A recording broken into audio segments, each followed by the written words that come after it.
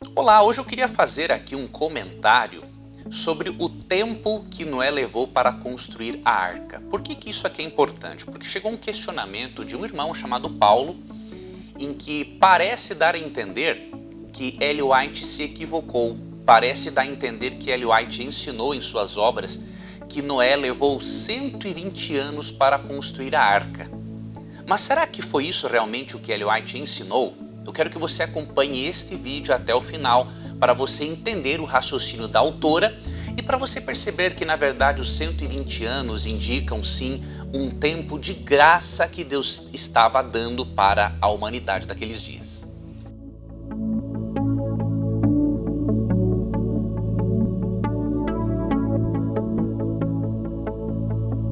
Vamos começar a nossa análise dessa questão lendo Gênesis 6, verso 3, que diz assim: Então o Senhor disse: Meu espírito não tolerará os humanos por muito tempo, pois são apenas carne mortal. Seus dias serão limitados a 120 anos. Com base nesse texto, Ellen White, não apenas Ellen White, outros comentaristas dizem que esses 120 anos se referem ao tempo de graça que Deus deu aos antediluvianos. Não se refere ao tempo de vida, por quê? Veja o que diz em Gênesis 11, 10, por exemplo. Este é o relato da família de Sem. 2 anos depois do dilúvio, aos 100 anos, Sem gerou Arfaxade. Depois do nascimento de Arfaxade, Sem viveu mais 500 anos e teve outros filhos e filhas. Você percebe que após o dilúvio, Arfaxade teve mais tempo de vida, diz aqui no verso 13 que ele viveu 403 anos. O próprio pai dele, não é? Sem viveu, diz aqui o texto, 500 anos. E você segue no relato, falando no verso 17, de Éber, um outro descendente, viveu 430 anos, ou seja, os 120 anos não se refere ao tempo de vida que o ser humano teria após o dilúvio, porque se você ler Gênesis 11, várias pessoas viveram bem mais do que 120 anos. Então isso nos leva a concluir que, de acordo com Gênesis, capítulo 6, versículo 3, os 120 anos não se referem ao tempo de vida que as pessoas teriam após o dilúvio, mas ao tempo de graça que Deus daria à humanidade antes de mandar o dilúvio. E as citações em que Ellen White comenta a respeito, ela dá a entender exatamente isso. Ela não fala, por exemplo, ela não bate o martelo que Noé levou 120 anos construindo a arca. Ela fala que ele pregou 120 anos.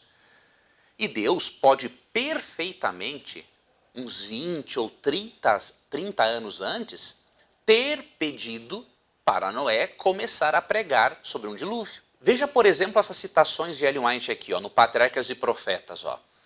120 anos antes do dilúvio, o Senhor, por meio de um santo anjo, declarou a Noé o seu propósito e ordenou-lhe construir uma arca. Enquanto construía a arca, deveria ele pregar que Deus traria um dilúvio de água sobre a terra para destruir os ímpios. Veja, a ênfase dela não é dizer que a arca levou 120 anos para ser construída. A ênfase é que Deus deu um tempo de graça de 120 anos.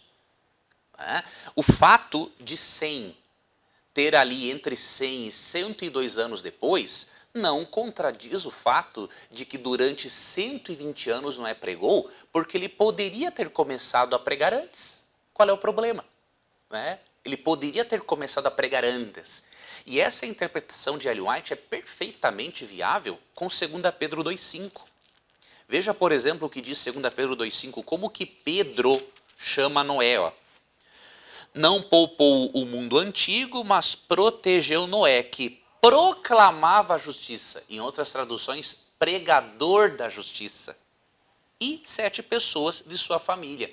Ou seja, Noé foi chamado de pregador.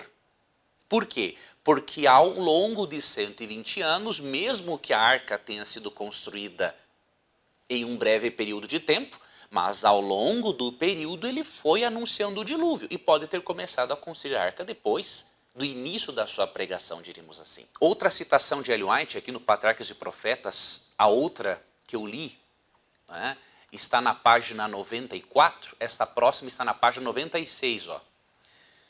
A ligação com Deus tornava-o forte na força do poder infinito, enquanto durante 120 anos sua voz solene soou aos ouvidos daquela geração, com referência a acontecimentos que tanto quanto poderia julgar a sabedoria humana eram impossíveis.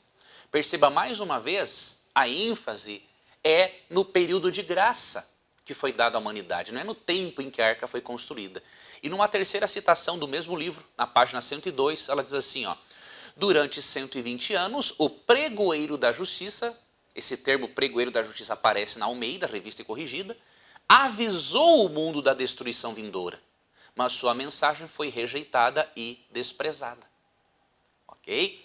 Então veja, quando ela fala nos 120 anos, ela não está dizendo que Noé levou 120 anos para construir a arca. A ênfase dela é o quê? Durante 120 anos ele pregou. Se a arca levou 10, 15, 20, 30 anos para ser construída, não é isso não tem informação na Bíblia. Isso não está nos escritos de Ellen White. A ênfase dela foi sim um período de 120 anos que Deus usou para acabar, não é? Com a oportunidade para os antediluvianos. Isso nos ensina uma outra coisa.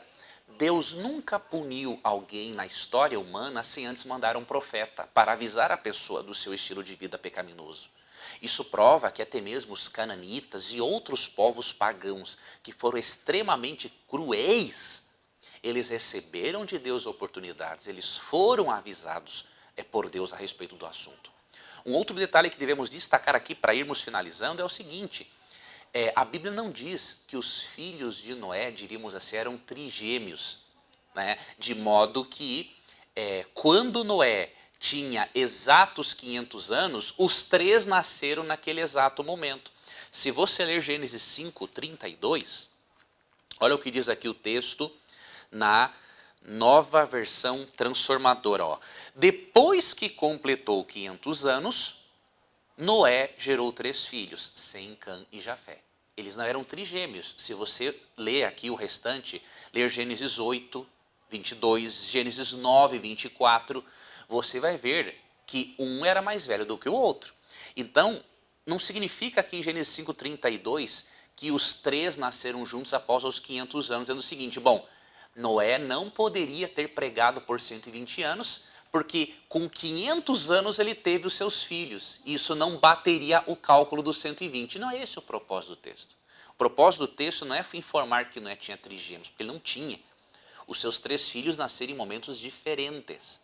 E o propósito dos 120 anos em Gênesis 6:3 é mostrar sim o tempo de graça. E repito, não pode ser a idade dos pós-diluvianos, porque no capítulo 11 você vê que vários pós-diluvianos viveram 500, 400, 300, 200 e poucos anos. No Salmo 90, verso 10 diz assim, recebemos 70 anos, alguns chegam aos 80, mas até os melhores anos são cheios de dor e desgosto, logo desaparecem e nós voamos. Falando da brevidade da vida, Davi mostra que logo após o pecado, a expectativa de tempo humano reduziria, quem sabe, para 70, 80 anos.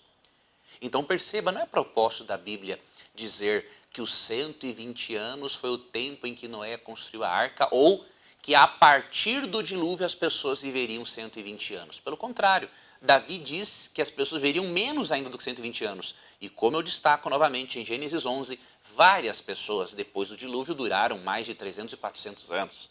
Okay? Então, definitivamente, nós não temos dúvidas, e até a Nova Versão Transformadora foi muito boa nessa tradução, em Gênesis 6:3, quando diz assim, ó, seus dias serão limitados a 120 anos. Ou seja, falando da raça humana no período antediluviano, Deus limitaria o tempo de vida deles para 120 anos. O propósito do texto bíblico e de Ellen White e de outros comentários não é se referir ao tempo em que Noé construiu a arca.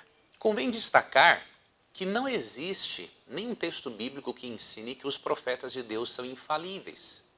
Ellen White foi perfeitamente exata na forma como aplicou os 120 anos, porque a Bíblia o faz, falando que é um tempo de graça. Agora, digamos que ela tivesse cometido um erro. A Bíblia não ensina que o profeta é infalível. Se você ler, por exemplo, a história do rei Davi, o próprio profeta Natã foi corrigido por Deus, né? Davi perguntou para Natã se ele deveria construir um templo para Deus, e Natã falou o seguinte, ó, vai e faz, tudo que você fizer Deus vai abençoar. Dali um pouquinho Deus manda uma visão para o profeta Natã e diz assim, olha, não Natã, quem vai construir para mim será Salomão, Davi não. Então perceba, Deus pode corrigir os seus profetas. Nós não cremos na infalibilidade papal, por exemplo, nós cremos que assim, que qualquer ser humano, seja o papa, seja um pastor, seja um sacerdote, seja um profeta, ele é falível, ele é um ser humano.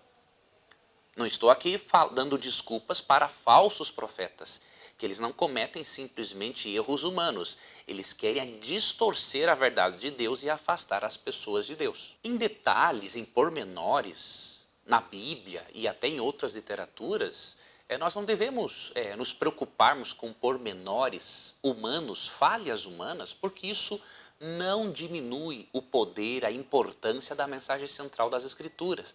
Você percebe os próprios evangelistas, né, na Bíblia, que eles acabam diferindo em alguns pontos de pequena relevância.